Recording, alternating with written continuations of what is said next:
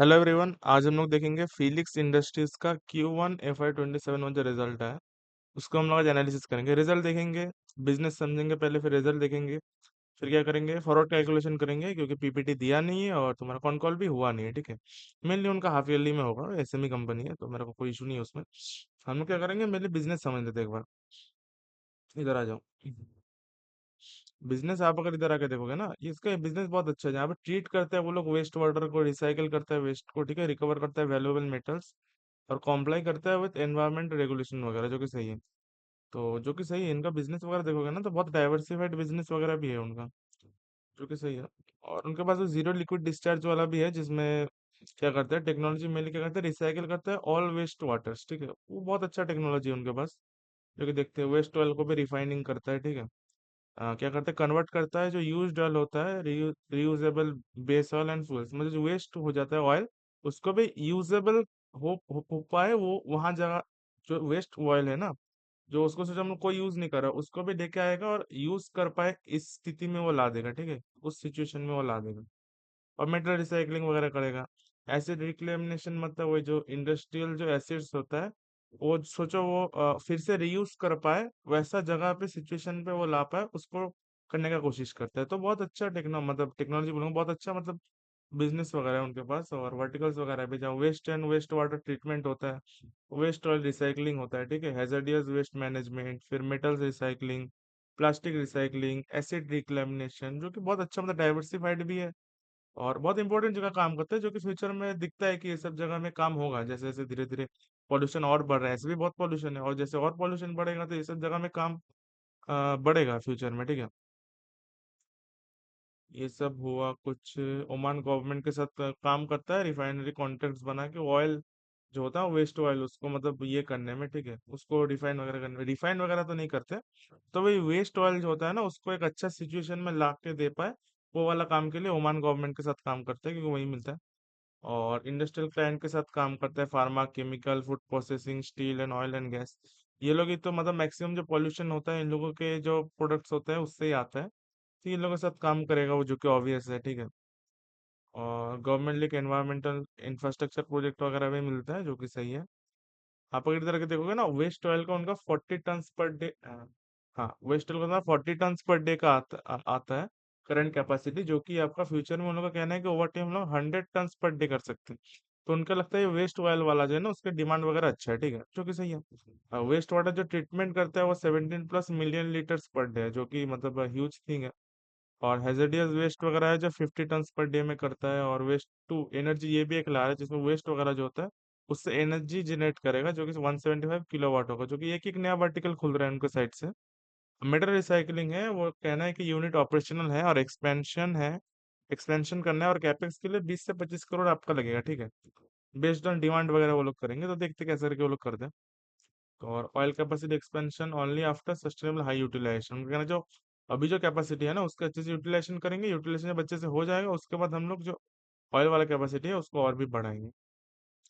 उनका कहना है कि हम लोग फाइनेंशियल 27 में अप्रॉक्स 180 से 200 करोड़ का रेवेन्यू करेंगे।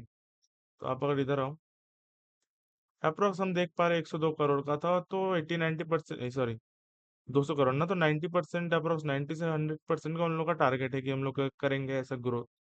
एबिटा मार्जिन वगैरह भी 30 से 35% का हम लोग हिट करने का कोशिश करेंगे।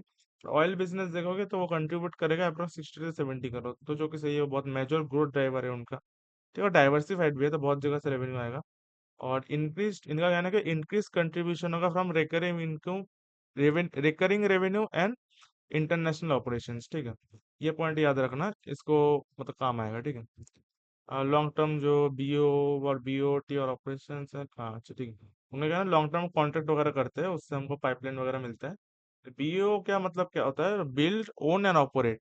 मतलब सोचो हमको कोई वेस्ट वाटर प्लांट, सोचो किसी जगह का मेरे को वेस्ट वाटर प्लांट मेरे को बिछाना है। ठीक है, तो मैं क्या करूंगा, मेरा नाम पे बिठाऊंगा, तो मेरा क्या होगा, वो एक तरह का एसेट हो जाएगा, उससे रिकरिंग इनकम आएगा मेरे को। ठीक है, तो मैं क्या करूंगा, वेस्ट वाटर आएगा, फिर वो मैं करूंगा काम, फिर काम करके दे दूंगा, तो ये मेरा एसेट हो गया, तो एसेट से मेरे को रिकरिंग इनकम आएगा।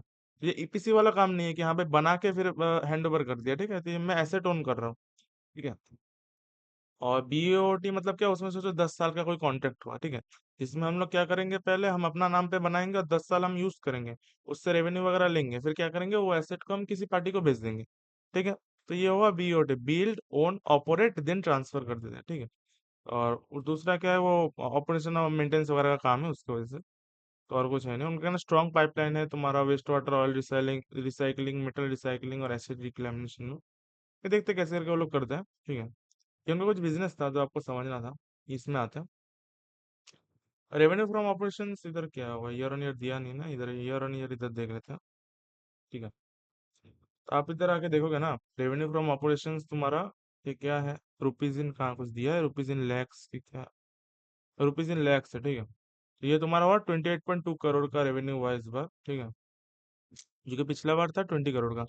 तो अप्रोक्स कितना से बढ़ा है देख लेते हैं, 38% से बढ़ा है, आप देखोगे तो 36% से बढ़ा है, तो आप बोलोगे 100% का ग्रोथ है, पर 38% से ग्रो कर रहा है, जो कि सही है। आप इधर आकर देखोगे ना एक बार, इधर आकर देखोगे ना इनका जो, मेनली ये लोगों का क्या है, Q1 थोड़ा सा हल्का ही होता है, ठीक है।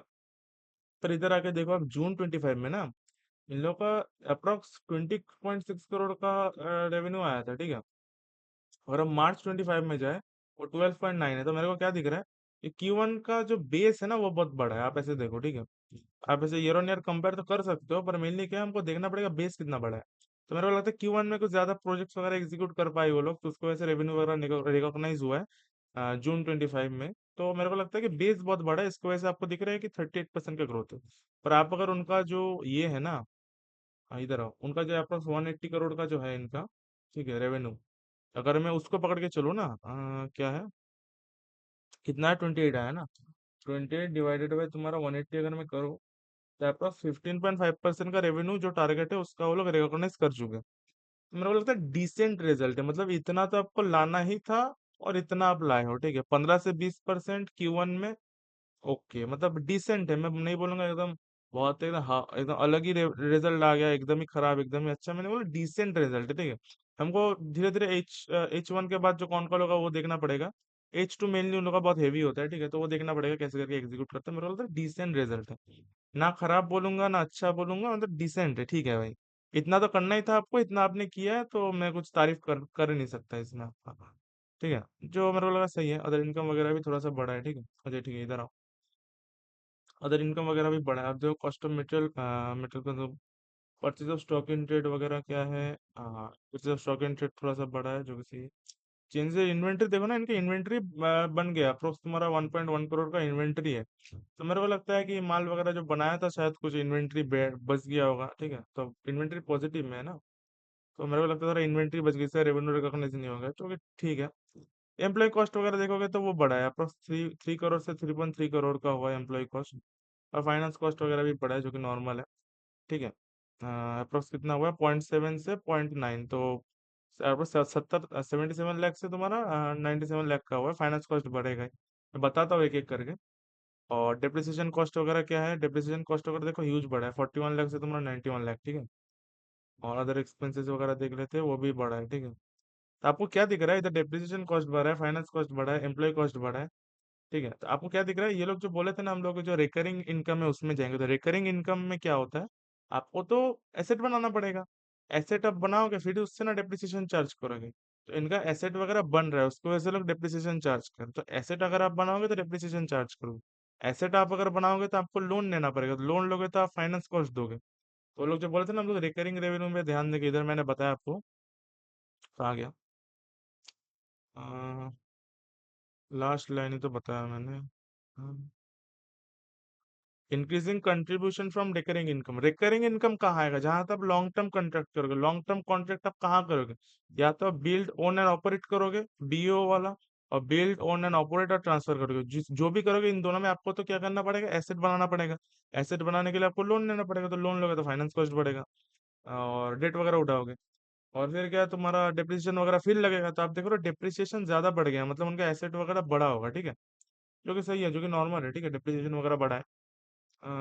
ये सब हुआ एक्सपेंसेस वगैरह। तो आप देख सकते हो मार्जिन वगैरह इसमें शायद इंप्रूवमेंट हुआ उनका।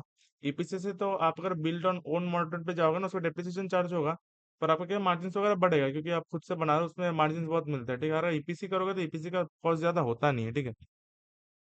जो कि पैट वगैरह देखोगे 64% से ग्रो है, ठीक है। पैट मार्जिन वगैरह भी बढ़ा है क्या? पैट मार्जिन कहाँ है? पैट मार्जिन वगैरह भी तुम्हारा बढ़ा है, 16.7% से 20.1% हो, जो कि पैट मार्जिन में भी इंप्रूवमेंट है। उससे दिख रहा है कि भाई तुम्हारा क्या होता है, और खुद का एसेट वगैरह बना रहा है। मैंने बोला खुद का एसेट बनाओगे, बिल्ड ओन एंड ऑपरेट में उससे मार्जिन वगैरह बहुत मिलता है, ठीक है।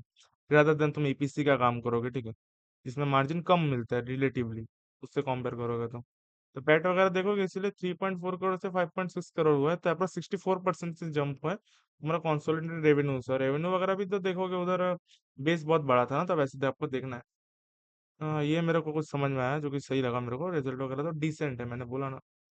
और पीबीटी मार्जिन भी थोड़ा सा बड़ा है, जो कि सही है। 23.2% था, वहां से 28% का है, जो कि सही है। 4.8% का तुम्हारा इंक्रीज हुआ है, ठीक है। दिख रहा है कि भाई तुम्हारा जो रिकरिंग इनकम इनका बोला है ना, वो पकड़ के आपको चलना पड़ेगा, उसकी वजह से आपका मार्जिन वगैरह एक्सपांड हो रहा है थोड़ा सा। इसीलिए आपका डिप्रिसिएशन कॉस्ट भी बढ़ेगा, जो कि नॉर्मल है। और फाइनेंस कॉस्ट वगैरह भी बढ़ेगा उसकी वजह से, और एम्प्लॉय कॉस्ट तो बढ़ेगा क्योंकि नया एम्प्लॉय आपको रखना पड़ेगा, ठीक है। ये सब कुछ हुआ, ठीक है। हम्म, ये हुआ कुछ इनका। ये तो हुआ तुम्हारा पीएनएल, ठीक है। ये मिल रहा है क्या? अनअडिशनल, मेरे को ये तक ना बैलेंस शीट दिया है क्या इसने? बैलेंस शीट दिया नहीं है ना इन लोगों ने। तो ठीक है, बैलेंस शीट नहीं तो बैलेंस शीट दिया होता ना, तब मैं क्या करता एक बार जगह देख लेता था कि एसेट वगैरह आपका कितना बड़ा है, तब आपको थोड़ा सा अंदाज होता कि एसेट बढ़ रहा है कि नहीं।